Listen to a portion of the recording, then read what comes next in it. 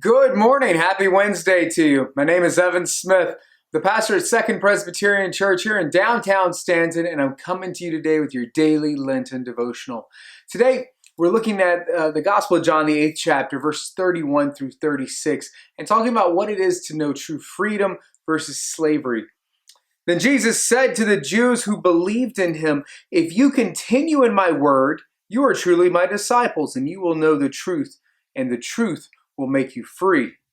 They answered him, "We are descendants of Abraham and have never been slaves to anyone. What do you mean by saying you will be made free?" Jesus answered them, "Very truly I tell you, everyone who commits sin is a slave to sin. The slave does not have a permanent place in the household. The son has a place there forever. So if the son makes you free, you will be free indeed." So Jesus said everyone who commits sin is a slave to sin. And I think sometimes when we hear that, we want to rebel against that. Especially being Americans and this idea that we are the masters and controller of our own fate. We don't like to think that we are indebted to anyone or anything. And yet Jesus says that if you commit sin, you're a slave to sin, which means all of us essentially are a slave to sin. But even as we're rebelling against that idea, I think that what Jesus says is right. I absolutely agree.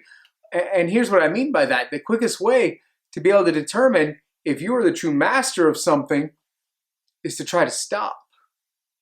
Is there any vice, any sin, anything that you wish you could stop, but for whatever reason, you just keep going back to it again and again? Because if that's the case, then who's really in charge?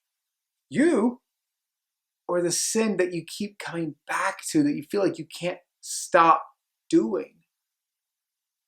And even if we do stop, sometimes we often will just substitute a new sin or a different sin in order to move past it. Like C.S. Lewis talks about that in Mere Christianity. He talks about how sometimes we overcome sins by looking down our nose at them as if we were too good to do that.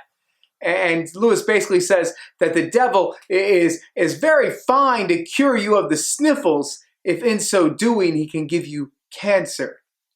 Because we replace the lesser sin with that greater sin of pride. Jesus doesn't want us to be a slave to sin. A slave, he says, doesn't have a place in the master's household, in the father's household, rather. But who does? A son. And so he has come that we would not be a slave to our sin, but in him we'll know freedom, know true freedom.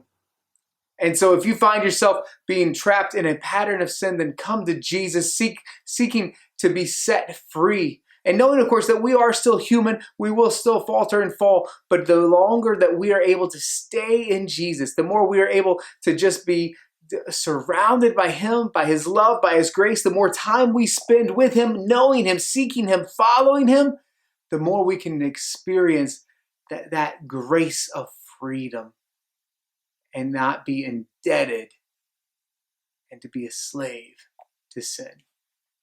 And that is our word for today. I hope you enjoyed this. If you did, please click the like button, maybe even share it on your own page. Thanks a lot. Have a great day and goodbye.